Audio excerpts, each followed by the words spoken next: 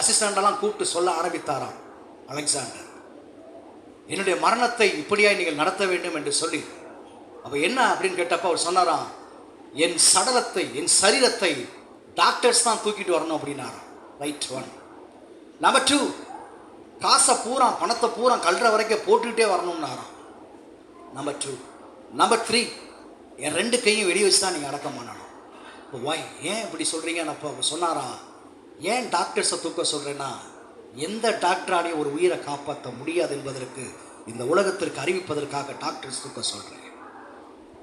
எவ்வளவு பெரிய நீ எம்பிபிஎஸ் படித்தாலும் சரி, உன்னால் உயிரை காப்பாற்ற முடியாது அப்படின்றத இந்த உலகுக்கு நான் காட்டுவதற்காக டாக்டர்ஸை தூக்க சொல்கிறேன். நான் எவ்வளோதான் நீ பணம் சம்பாதிச்சாலும் இதெல்லாம் போட்டு தான் ஒரு நாள் போன்றதுக்காக தான் தெருவுள்ள பணம் போட்டு வந்துருங்க. நான் 3வது வெறுங்கையாக வந்தேன், வெறுங்கையாக தான் போகிறேன்.